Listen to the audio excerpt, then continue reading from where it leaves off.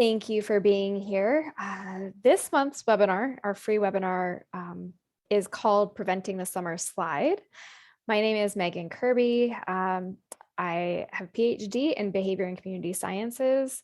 I'm also a behavior analyst and former teacher, a special education teacher, K through 12. I am now, luckily, have the best job in the world, the dissemination and implementation specialist for Language Dynamics Group. I started the 1st of June. So welcome, everybody. I am pleased actually to go over this topic just to talk a little bit about how story champs are really narrative intervention and ideas for narrative intervention can help us prevent academic slide, right? And so regression.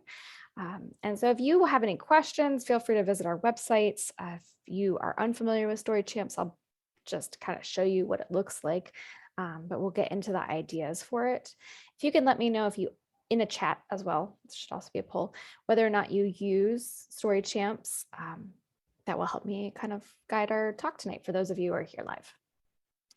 So the agenda is going to go over just defining what the summer slide is. That's a term that we hear used and we can picture it, right? So a regression, but this you're going to find out maybe a little bit more common than the individuals who qualify for extended school year services due to regression, right? And so we're going to talk a little bit about what's the difference between both of them and who is most affected by or at risk, right, for summer slide. We'll talk, or I'll introduce you to kind of what we're doing now. will ask you actually for some input to find out what support tools, anything that you're doing actively to implement to try to prevent loss or regression of skills if you're not actually seeing students or any clients over the summer. And then a little bit about how we can use story champs. So if you do have a kit, like Michaela's used it and Janet, or you and Tanya here I see, but if you don't have a kit or you haven't used it, right? You might have learned about it, heard about it, word of mouth. I'm going to show you a little bit about what resources are in the kit. When I talk about kit, it's a box. And so what resources can you use that will definitely go hand in hand with any school breaks, right? So a gap in school instruction that I define as longer than a week. So it's kind of like how small group is no longer a small group once you get to 5 students. So we'll talk a little bit about that. And I'll give you information about how to obtain an attendance certificate if you need that for continuing education, as well as some question and answer time and my contact information. So yay, without further ado, thank you again for all being here. Let's get started. So summer learning loss, what is it? It's the summer slide. And what this term actually means is the loss in academic skills from the end of the school year, right, to the beginning of the next school year. So there was a longitudinal study done in Australia, in Victoria, Australia, by Vale and some colleagues, and they looked at reading progress of like almost 3,000 students, right? And they were looking at the reading progress of these students between grades 3 and grade 7. So during those years, they once a year, right, probed them or assessed their skills, specifically at like March and September. And remember, so this is the other side of the world. If you're in the United States, this is going to be on the other side. So March to September, right, is going to be the school year. And then September to March, like, is going to represent the summer break. So I'm going to try to speak in those terms. So during the summer break, right, between 2000, I think it was 2009 to 2011, so over a 2-year period, results looked like for each grade, reading achievement actually only occurred during the school year. And if it occurred at all during summer, it was only for the students that already had resources, right? So they are the students who are on the higher end of a socioeconomic like spectrum. And so they're the only ones, and it was very negligible, right? So, but not all of those students actually maintained or gained skills over the summer either, though. So this is pretty common. These are students who do not have identified speech and language disorders or academic or just learning disorders in general, right? So there is always, well, on average, a drop in reading achievement when you have the end of one school year to the start of the next. So what we define by a summer break, you know, weeks in Canada, I don't have anybody on here. I could not find a general like rule or consensus, but I believe it's probably closer to Australia and New Zealand than it is to the United States, where it's almost 3 months actually, and that's the average is 3-month period. And then the Australian, New Zealand friends of ours is about 2 months, right? So if we look at, you know, what is a slide? And like, if it's normal for all students to kind of lose some skills over the summer because they're not in school 5 days a week or 6 days a week for hours, right? Practicing and actually then learning new stuff, then is it really a regression? What we found in the literature, so back in 1996, we started looking at this as researchers. And so there was a meta-analysis by Cooper and colleagues, and they took all of these studies that examined, you know, reading skills at the end of one year and the beginning of the other. And they took all of these studies and tried to find out, you know, how much loss is there? And what they found is that the degree of academic learning loss, so the summer slide, is actually equivalent to 3 months worth of academic skill gains in the school year. So 3 months. So some people have looked at that as at the end of the school year, it's going to take us 3 more months to get you back to normal. So if we start our school year 3 months later, will I catch you back up to where you were at the end of the last school year? That seems a little bit extreme, right? There is a newer study, so that was in 1996, right? And so things have changed since then and how we teach. But now in 2019, right before the COVID pandemic and, you know, worldwide broke out, which just nothing is comparable now data-wise to now and then. If you have a low SES background, right? So you have a lot of barriers up against you to access reading materials, right? To have summer school or tutoring programs, private tutoring. The actual average slide, if you are not given any resources between the end of the school year and the start of the new one, is actually closer to 5.86 months. So it's going to take that much longer for us to get you caught up from the end of the school year. So yeah, this is a little depressing, right? So you've got anywhere from 3 months to 5.8 months. And that one was the one in New Zealand. So they're looking at low SES in New Zealand. If you're younger, your loss is probably more at risk. You'll have greater loss than if you're older, where you've had a history of learning and things have become a little bit more fluent in your repertoire. So you're at less of a risk, or your loss from one academic year to the next is not going to be as great. Okay. So it follows that's probably really critical that we intervene early, right? And then what skills might be more resistant to loss, not just age. The older you are, the less likely you're to experience significant summer slide, but decoding. So once you learn to decode, those schools seem pretty resistant to loss and change. Once you have the ability to read words, it opens doors for you, right? Fortunately, what that means is that the other half of reading comprehension, right, the listening and language comprehension aspect, that is really what's at risk. So if you can learn to read words, that's great, you can read words, but can you understand or demonstrate understanding of what you read? That's probably most at risk, right? So what good is sight word reading if you don't know what any of it means and you can't use it functionally? So, okay, we've got an understanding that it is real, it's a thing. The degree of summer slide varies across age. It varies across what skills are gonna likely be lost over the summer, and then also, or winter. And then it also varies in terms of economic backgrounds, right? So if you're coming to the table, you're without advantages, like coming from a high socioeconomic background, then these barriers that you're going to face are going to be related to lack of resources. So what we know from the literature is that poorer students really don't have access to books that they can actually pick out themselves. So motivation to read has to do a lot with self-selection of books. So during those months or those breaks off from school, they also don't have as many opportunities to participate in summer reading programs or winter reading programs, right? So during a school break, Economically advantaged, let's just say it that way, children have access to way more books from a greater variety of settings. So it includes home, it includes community program like, the public library or the local YMCA. Families can afford private tutoring. They also are more likely to have a Target or a Walmart that has books readily available and accessible, right? That could be purchased. In fact, again, 2019, it's a great year for research right before COVID. There was a study by Newman and Moland, and they found that middle income neighborhoods, right, had 18 times more books for sale available across all these different settings, but 18 times more books for sale than low income neighborhoods.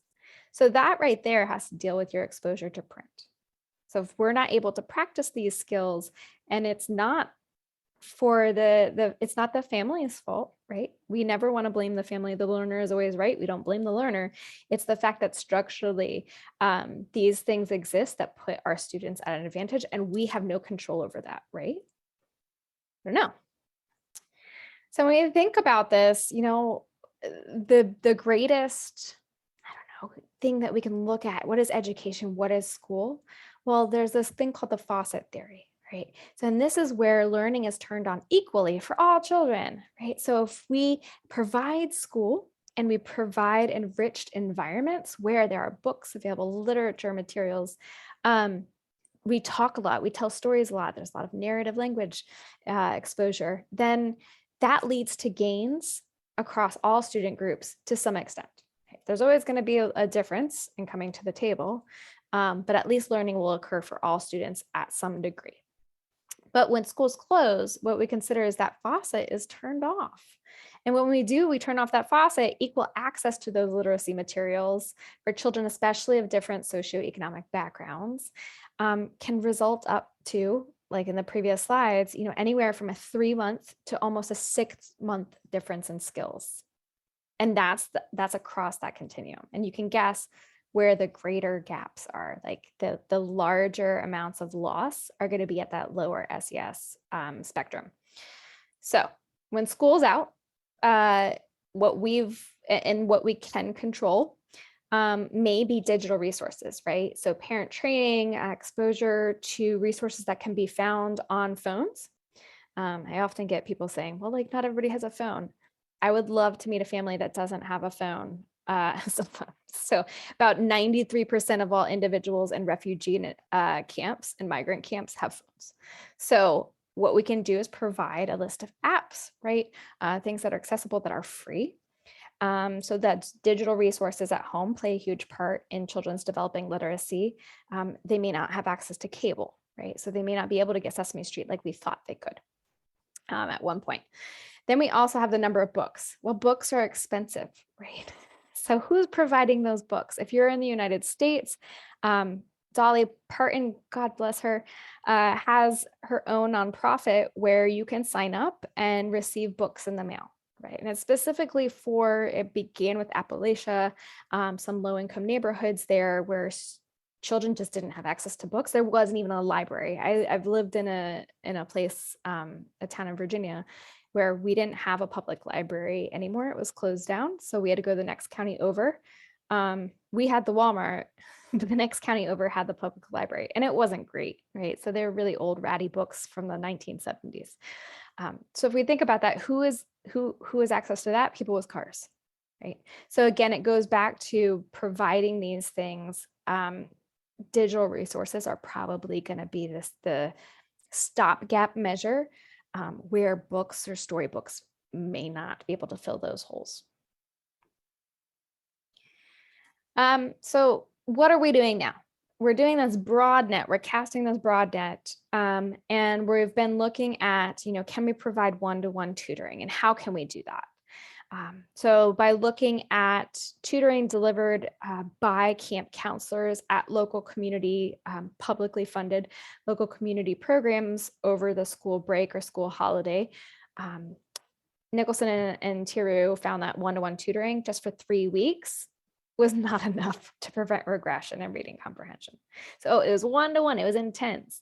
And it was for 3 weeks at this intense level, right? But it's still not going to be enough to prevent reading regression. or reading comprehension regression. Cromie and colleagues, they had a 4-week library-based program. So instead of the local YMCA, then it was based in the library, where the library resource staff and the team, librarians, they involved them. So involvement of the community members, the people who are already going to be there, and not a bunch of researchers just doing this one-time thing. They trained, and in both cases, they trained the people who are going to be there, the intended end users. That's a sign of really good research when you read who delivered the intervention. Look, but anyway, so we get back to this 4 weeks library-based program didn't stop the summer slide. Okay, so we're putting a lot of money and investing in these things that are great for community building, but in 1 year, this is not going to be a stopgap measure. And in fact, it does cost money, right? So how are you going to convince people to fund it another year and another year if it's not shown to be effective in that first year? I will say the latter was a little bit effective, and in fact, the former as well, by years 2 and 3. Right. So you got to get commitment for the long term if this is something that you're interested in doing, is setting up some kind of summer reading or literacy program. Okay. What can we do instead? This is, I don't know, I say it's a no-brainer, but we have to have options, right, that are feasible and effective. We have to have cheaper options than what we already do. Like to the left, that's going to be resources and time and resources are money. And who's going to fund that? So if you can write a grant, that's great. But most people who are just like you and me, like one man show here, we're not going to be able to fund that. We also need interventions that can be practiced anywhere, right? So they have to be natural to the context. It's really weird to do a summer reading program at the laundromat unless it's set up that way, right? Unless you're training the parents to deliver it and there's a little storybook area. Those do exist in Boston, by the way. But there also needs to be transportation. If for most summer reading programs, if they're school sponsored, then we have to deal with the buses. If they're not and they're private, then we have to have families that have transportation or carpool arrangements, right? So that's going to be always a barrier if we're going to do group instruction or one-to-one. And so the other thing that we need to think about in addition to that is, having things that can be practiced anywhere, but also emphasizing the student, right? That student, let's consider them a customer and let's consider their learning experience to be super important, because yes, you've got a break from school and you should enjoy it. You should be a child, you should play. How can we capitalize on this natural context with cheap options for you to enhance this learning experience that you've gained through play, right? That keeps you occupied as well. Enter oral narrative language, right? So we can actually prevent loss if we emphasize the oral language skills, because remember, decoding is really resistant to summer academics, like the summer slide. It's resistant. So if your student has basic decoding skills, they're not likely to lose them. What they are likely to lose is that the comprehension aspect. So rather than focus on phonemic awareness and letter names, like all of these things that are really easy and discrete to teach, getting workbooks for those things, we should be talking more, right? We should be signing more, and we should be writing more. So we're going to come up with some ideas for that. Now, what is oral narrative intervention? If you're not familiar with it, narrative intervention is just storytelling in a nutshell, right? So the use of storytelling, the use of purposefully written stories that are your materials so that they have embedded advanced vocabulary, they have complex language embedded in them, they have a narrative structure that matches what's expected in the school setting, right? If you're thinking right now, oh, I would love a list of those like storybooks, I can go to the library and go get them. It's not going to be easy. So what we did for Story Champs is how to write our own stories and progressively include more and more of the complex academic language in them across different levels based on what the students' learning targets were. But we had to write them from scratch because just getting any storybook or picture book even, they target different things. They usually target vocabulary, or if they don't target vocabulary, they're doing patterns, right? And rhymes. So it's not like a one size fits all per se. So then we also have right here, this is a article that you can access for free. I'm sorry you can't click on it. I apologize.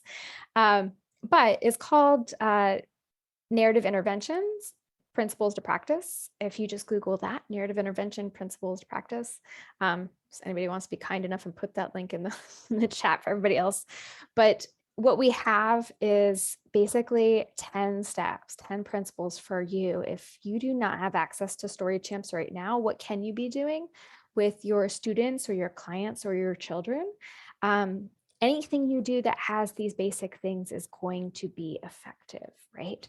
So let's just take a quick look. The first one is, and if you're going to be working on narrative intervention, make sure that you're building story structure or the format of a story, right? Story sequence, the parts of a story before you work on fancy language, like before you work on using because or the word when, because those things will elongate, right, or elaborate upon your story.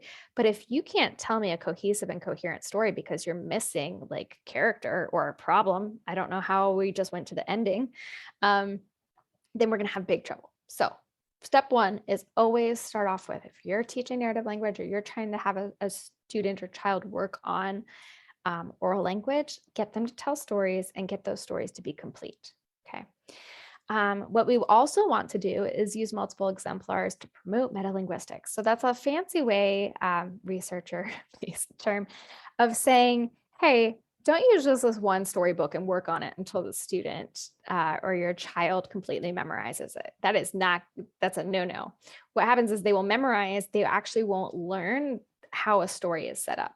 So you need many, many, many different stories, so many different storybooks, or in the case of Story Champs, we provide those to you in those set of 24 stories. And so what you'll do is progressively just hear the same format, but 24 different stories. Okay, so what happens over time is that students aren't learning to memorize a story, they're learning that narrative frame that never changes. Step three, increase active student responding. Okay, so I've been talking to you a lot. I'm not following the principles of effective practice. So I hate webinars because I can't see you. But what I would do if I were teaching right now is have opportunities for you to practice and to respond, for me to quiz you, for me to give you something that I want you to repeat after me, right? And so there's a lot of engagement, not just standing up here, sitting down next to your child, or not just reading a book and not actually stopping and having that extra textual talk, right? Number 4, contextualize, unpack, and reconstruct stories. All right, so let's talk about a story that's relevant to like text to life connection. How is this book or how is this story relevant to you? Why are we talking about it? Let's unpack it. Let's talk about all of the elements that appear in here. Is there a character? Is there a setting, a problem, some kind of feeling in response to that problem? Then do we have a plan or attempt to fix that problem? Then there's always a consequence and an ending and the end feeling.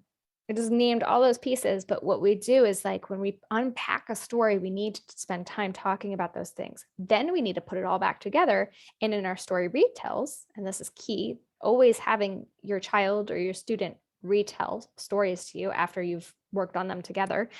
When they do that independently, what they're doing is building their narrative structure as well as their complex language. So they're working on advanced academic language.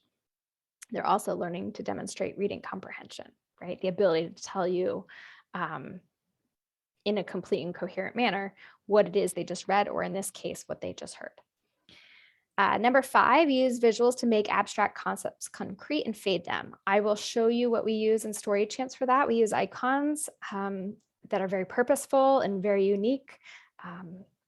They're great. It really makes instruction effective. We fade them out though, and that's also key. So we'll get to that. We want you to deliver immediate corrective feedback. We don't want kids to make mistakes. And then after 5 minutes, them telling me a story that has nothing to do with what I've asked them about. So if I said, hey, tell me a story about what you did last week when you went to camp, and they tell me something completely different about a new video game that they were talking to their cousin about last night, and I don't stop them, I now have to make them do double work because I actually asked about the other thing, and I'm going to expect them to meet, I'm maintaining that demand, right? So I'm going to expect them to also tell a story about summer camp. So you want to intervene and be like, and stop kids if they're kind of going off track and they get lost. Yes, it's great that they are motivated to tell a story, but we want to keep them on track so that, again, it's the completeness, the coherence. Stories need to make sense. And you also need to remember that there's two parts to a conversation, right? There's the listener and the speaker. And in this relationship, you can't just go talking about what it is that you want to talk about. You have to maintain that respect. So we want to interrupt, be like, hey, no, not that story. We'll talk about that story later. Can you tell me about summer camp though? Do you remember? So that's a yes/no question, which goes into number 7. And those are not the most efficient and effective prompts. So rather than say, do you remember? We want to make declarative statements. Tell me about that time you went to camp. I think that you talked about seeing your best friend. What was your best friend's name?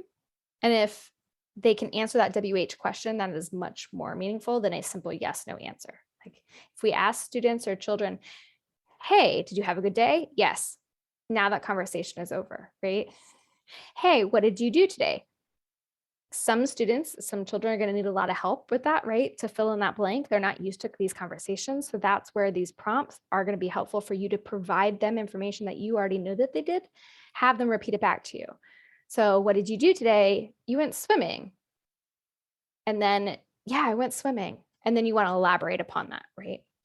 So getting them effective, meaning that they're going to repeat after you or they're going to engage in that conversation or that joint construction of a narrative. Differentiation, individualization, and extensions. Those are really, we're talking about more academic, like school-based instruction and interventions, especially if you've got small groups.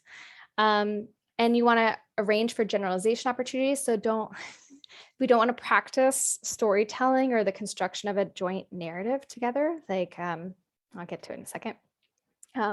But we want to also do it in different settings and different contexts with different people.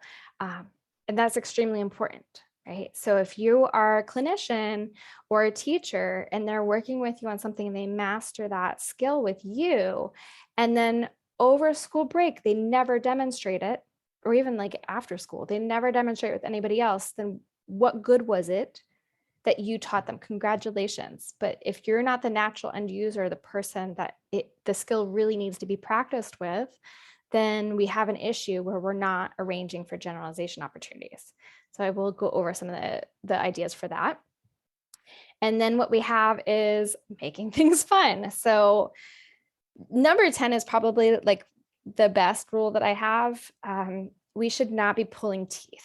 Having a conversation with your student or your child and engaging in oral language skills development, like building upon narrative language, should always be fun. The minute it becomes work, storytelling is no longer fun. And then the opportunity for advancement closes within that day or at that moment, or sometimes it's just completely aversive and they will do anything to avoid it, right?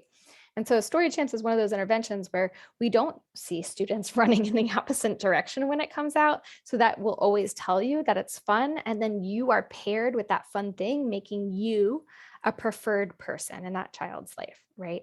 So good thing to think about is that really we don't want to draw things out, have a lot of silence. If the student doesn't know something, we don't want a pause. We don't want a lot of downtime. We want to be engaging and fun. All right, so narrative intervention. If you've got all of these things, whether it's story champs or something else, it's going to be effective. And so it is effective then for things like decoding. This was super cool. I came across this only last week. Wish I had known about it earlier for another paper. But Bailey and colleagues, 2018, they looked at, and this is a lot of research in this area, mother-child, like toddler conversations. It's called elaborative reminiscing, right? So a lot of reminiscing activities between mother and child are done in Australia and New Zealand.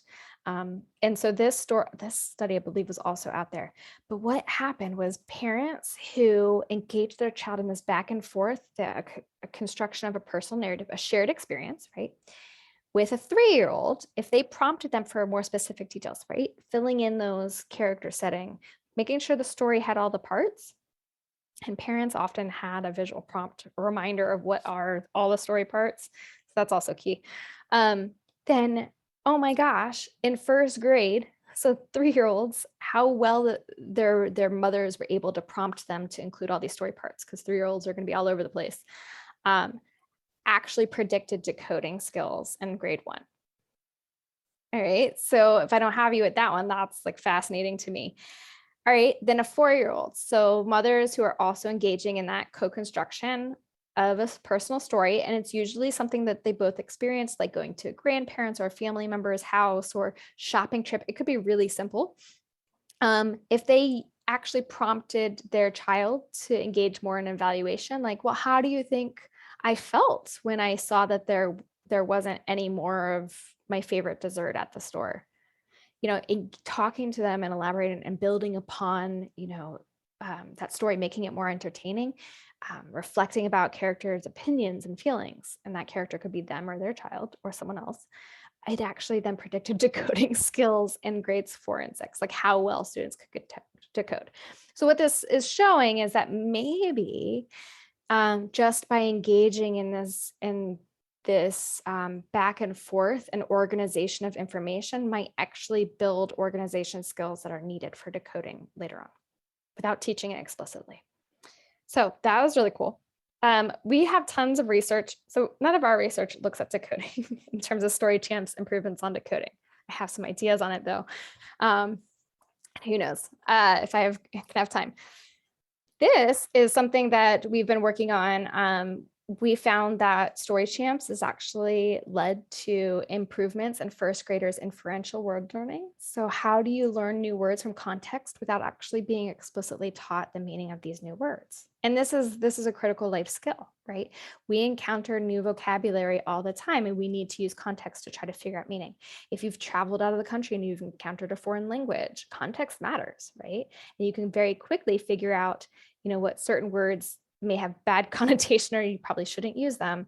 For me, it's sign language. So my background was in American Sign Language, but I learned it in Florida, right? So on the other side of our coast in St. Augustine, it's Florida School for the Deaf and Blind. And now Florida, this sign is going to be very different from when I'm originally from DC, where Gallaudet is, and that is a very different sign. So this is where you need to pick up on context clues and be aware, right, of what you're reading, your surroundings, and people's reactions. So overall, it really helps with, we predict, executive functioning skills. Narrative intervention has also been used to improve comprehension of English in Spanish speakers. So what ended up happening is that 3rd through 6th graders had 12 Story Champs lessons. That's it in Mexico. And what it did was, from pre to post, improve their listening comprehension of English measures. So just 12 lessons. So this is something that we find really, really cool. And there's way more. My favorite topic, and then we'll get into Story Champs, is writing. So oral narrative intervention, meaning Story Champs, because that's why we're here, improves students' writing without even teaching writing. When I was a teacher, I didn't have a writing curriculum. I think we had handwriting without tears, but that was used by our occupational therapist. And so as special, I had nothing, right? And unfortunately, I did not know about Story Champs. And so my students really didn't get a lot of writing instruction. I regret that tremendously now, now that I know the importance of writing and life outcomes, besides just writing your name. So if you can, what the quote is that we actually use is that students can't write what they cannot say. Right? So if you don't have this skill well developed in your oral repertoire and your speaking repertoire, then how are we expecting you to be a good writer if you can't actually tell a good story orally? Okay. So again, this is just, I believe, I'm looking right here, 6 sessions, right? So as few as 6 sessions in this first one. If you're curious about the materials or like the measure that we used to measure like writing samples, if you Google this title, oral narrative instruction improves kindergarten writing, you'll get it for free. And in the appendix, the attachment, you'll get some free tools. But you can see right there, so that was 6 sessions. And then a month later, those writing skill gains still maintained. Okay, so that's a month out of the summer or the school break that you could be maintaining writing gains. Okay, here. So let's look briefly so we have some time afterwards, at Story Champs. So what is it? And so we can use it as an intervention, which it is, to prevent academic learning loss. And the reason why it works is that, first of all, it was designed to be implemented at different levels. So we have a lesson plan that I won't go over, but a lesson plan for every setting. You could have a large group. So if you're doing like a summer camp, or you're doing whole group instruction, which I consider 5 or more students, especially young ones, then we have a lesson plan for that. But if you need to have supplemental or extra lessons, right, for some of the students where that's not enough for them, and you have a small group, then guess what? Like, we already have a lesson plan for that. It's very same targets, but we already have a lesson plan that's meant to be delivered in small group setting. Okay. And it has different activities then. It makes sense. And then if you have a need for one-to-one instruction or intervention, whether it's on grade level, you're a homeschool teacher, you are doing work in a clinic, or you're a special ed or reading specialist, one-on-one, the student actually needs the gap between where they are in their language skills for narrative language and where everybody else is at that grade level or in their large group is so wide. One-to-one is necessary. We got you. So we have a lesson plan for that. So that is the manualized piece, but also the flexibility is there, right?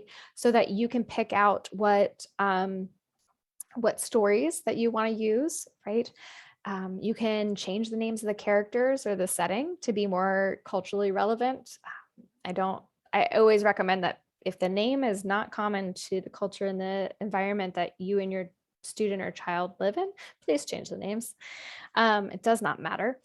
And then we also want to make sure, though, that you have access to what the student needs and only what they need. So we have these carefully structured stories to make sure that they have all the parts of the story so that you're not trying to fill that in. Like if you got a picture book and you had to come up with this on your own because lo and behold, a feeling in response to the problem wasn't like written in the text, then that's valuable time actually that you would have to spend doing that, right? To prepare it in advance or on the fly. And then in the future, be prepared.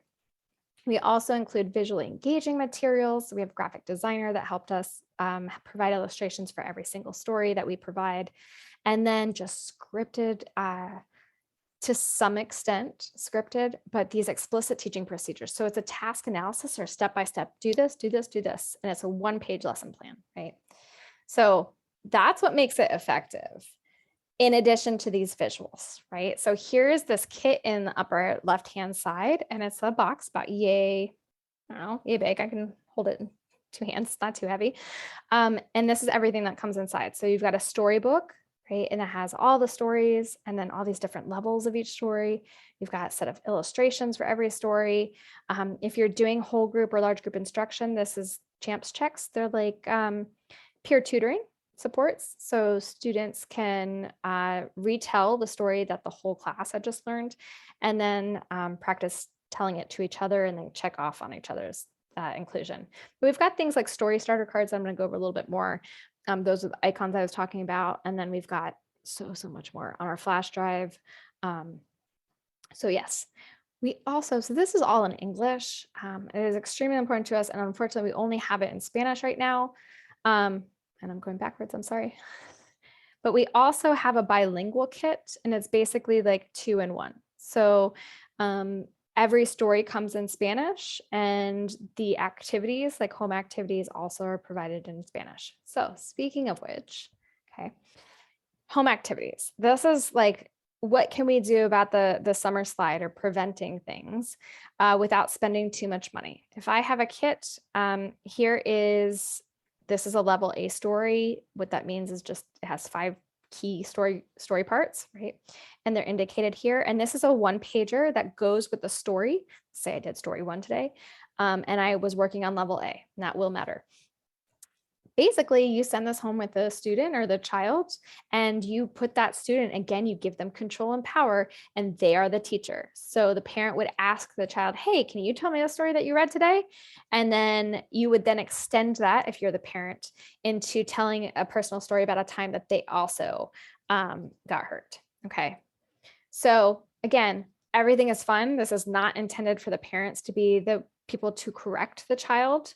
Let the child have fun. And this is an extension of a lesson, right? So there's 24 of these for level A and 24 for level B. So here's the example that was for English. And then here's your example of level B. So there's just a couple more things that we include in the story. Same theme, right? But what's going to be different is that we now include in our story a setting and feeling, okay, and a consequence. No, sorry, ending and feeling. So just two more things. And so we would have a Spanish version if you got the bilingual kit of everything that you would need for home activities as well. So what else could we be doing? Picture sequencing. So this might be a classroom center activity that we would recommend, but these actually can also be done in terms of sending things home to the child. They could be cut up and put in order and then retold, right? So the story is not provided, but heck, if a child is telling a story to a parent or caregiver, a sibling, a camp counselor, if they're going to an after school program, if they're doing it at all, then we have generalization supports there where they're practicing the skill in other settings, and it will contact reinforcement, right? The student or child is more likely to practice things when they get attention. And stories and storytelling is always told to someone else, right? There's always an audience. And when your audience is engaged, the better you are at storytelling, the better response that you get from your audience. Think about people, if you go to a bar or like a wedding or family gathering, the people with the most audience or the largest audience around them are the better storytellers, right? They're the more entertaining ones.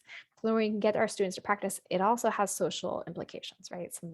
How do we get our students who are isolated or socially isolated to have more friends? We teach them to be better storytellers, right? Now, other ideas for involving families, because when we are not in control of the contingencies that govern what is happening when our students are not in the school setting, right, or not in our clinic setting, then there's things like creating storyboards. And so that looks like this, right? So they can create their own stories. And this is a great tool or resource that comes with Story Champs with the kit, in which their personal narrative can be built using this planning tool. It's just a graphic organizer, right? From that, you can actually encourage them to create audio or video recordings of those personal narratives. So podcasts are huge. We should be using them, right? So have students create their own podcast episodes, have them send video recordings to you if you're a teacher, a repository, have them exchange them with other students, family members, right? And then also writing and sharing those stories. So sometimes this is enough, like they could be drawing if they do not have the fine motor skills and that repertoire built up enough. Again, storytelling should be fun. I am not going to have tears over telling a story. So it could be chicken scratch for all I care. As long as you can tell me what it is you just wrote, I'm happy, right? Because you're practicing the retell.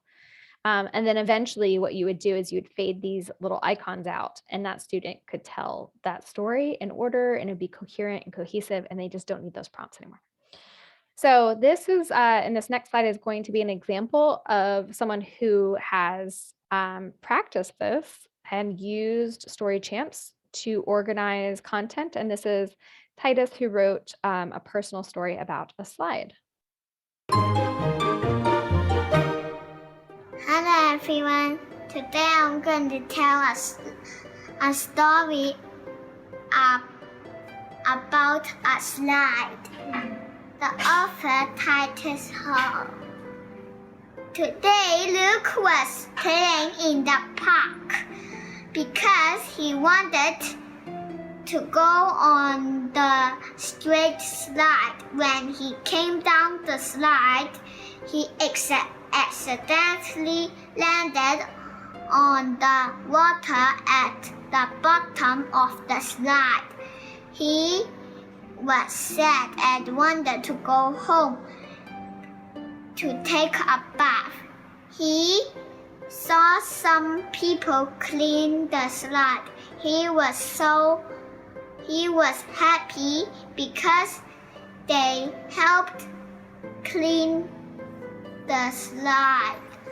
He was so happy because he could go on the slide again. Well done, Titus. Perfect. So what you saw there is going to be the consequence of practicing writing activities or like first it's oral. It's always about building it orally. You can't write, you cannot say. So practicing story generation, telling and retelling, having more conversations with your child, something is better than nothing, right? And so if you do have story champs, you would be using these things. You can send them home, whatever it is that families need, that you can keep in touch, but also remembering that you need to be that reinforcing audience sometimes, right? So if they don't have an active, engaged audience that's encouraging them to tell more stories or reinforcing their attempts, we need to create that for them, okay? So this is the part right now that I'm just, curious if you are or you are not using Story Champs. What are some current things that you're doing right now to prevent your students or your child's academic learning loss, specifically related to, let's say, reading comprehension or language skills? If you have ideas, this is the time that, it'd be great to put up some ideas for the other attendees. There is a recorded webinar, I believe, from last year that is all about writing. So how do you teach writing? And so that right there would be a great opportunity for you to watch. And again, if you need a certificate, it's always included. So I do have, if you fill out the survey at the end or the form for certificate, you can put in their request or email me at training@languagedynamicsgroup.com, and I will send you a copy of the slides if you need it, as well as the recording of the presentation. And then Kim, we can talk after. You can send me an email. So, all right. Now, perfect. Yes, Robin. No, sorry, hold on. Yeah, let me throw it right here is training@languagedynamicsgroup.com.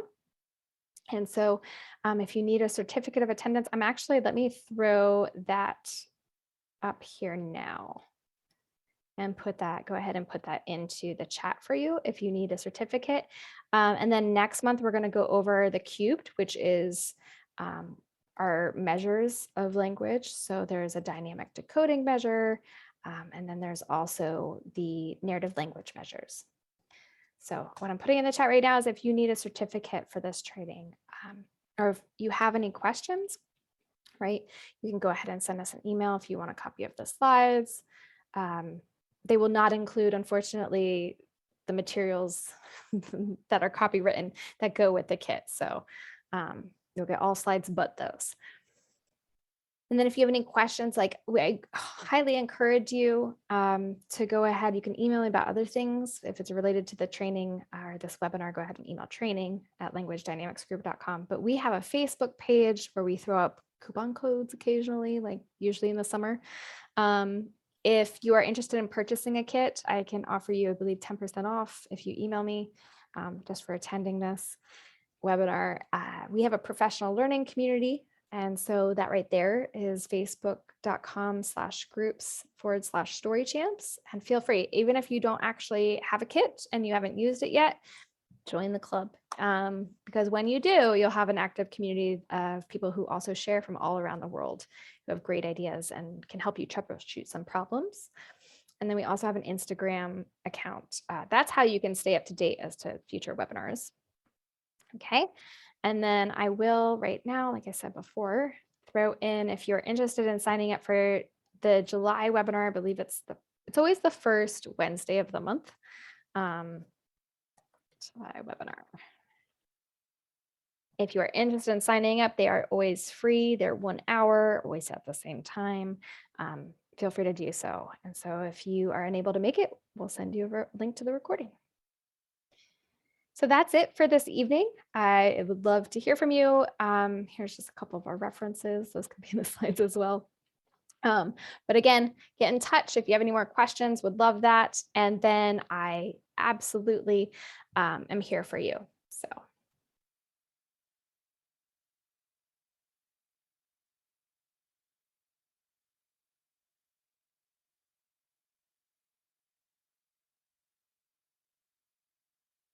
Thank you all. Thanks for actively caring about your students. And then yes, please fill out that slide and be great.